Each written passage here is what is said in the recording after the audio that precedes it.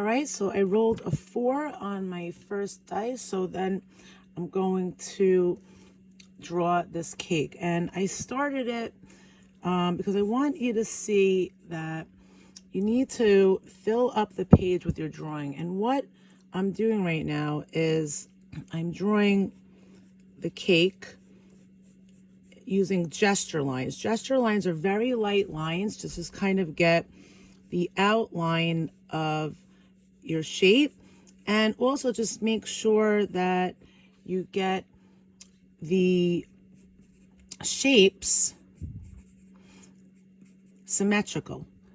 So what I did is I put a point here and a point here, and I'm connecting the points, and I'm using very light lines to connect it because I want to make sure that I get it on the page and I fill up the page as much as possible. You want to make sure things are even as much as possible. When you draw lightly, I can't even stress the importance of drawing lightly. Now, basically what I'm doing is I'm drawing 2 cylinders on top of each other. And when you draw lightly, you're able to get the placement on the page without feeling like you're stressed out about it. And you want to take up the whole page, okay? So now I'm going to roll again for the icing. Let's see what I got. All right, I got a 6. And it looks like I have this design here. So what I'm going to do, wherever you want to draw your design is up to you. Now for a circle, I'm also going to use gesture line drawing. We're going to be using contour line drawing.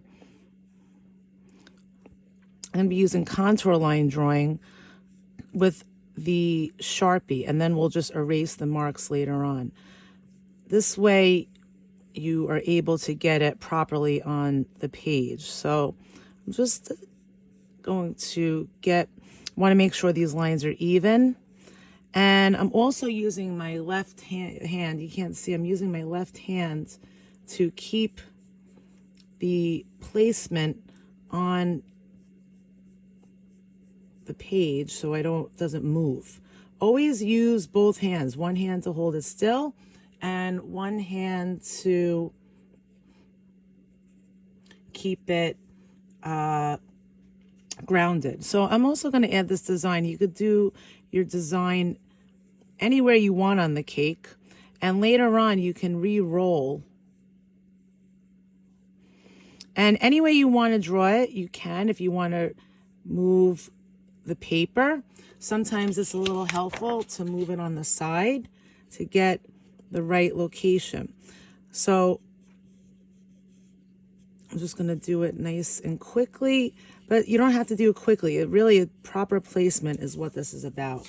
So now I have my cake icing, and now we're going to roll again for the decorations. So let's see what I get. Oh, I got a 6 again. All right, so I have some stars. So now wherever you want to put the stars is up to you. I think I'm going to put it on the top here. So again, I'm going to use the gesture line drawing. And sometimes with the stars, it's a little bit hard to draw like this. So sometimes like what I like to do is draw my star the way I normally do.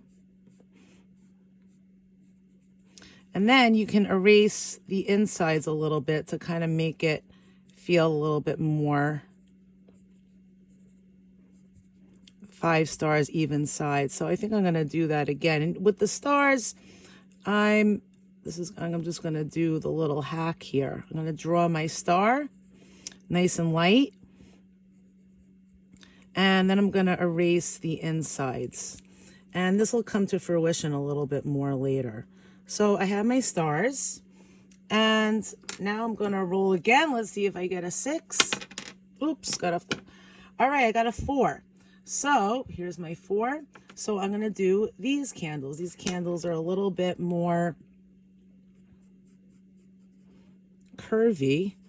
And when you do if you do the candles, this is going to apply for the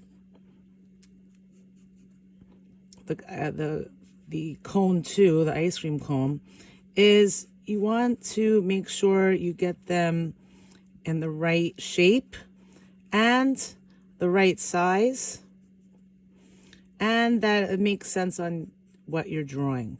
So what I like about gesture line drawing versus contour line drawing is that you don't really have to get stressed out. Like right now, I drew my candles over the top of the cake, and now I'm going to erase the line so it looks like it's coming in the foreground here. And I'm going to do the candles a little bit. I'm going to draw the lines.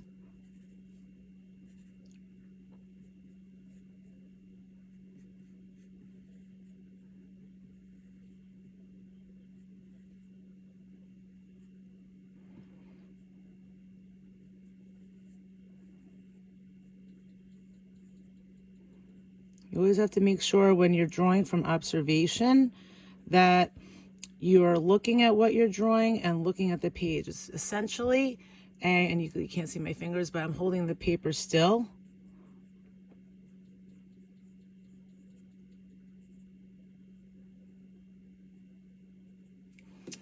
And here we have the finished cake. So now what I'm going to do is I'm going to outline it in Sharpie.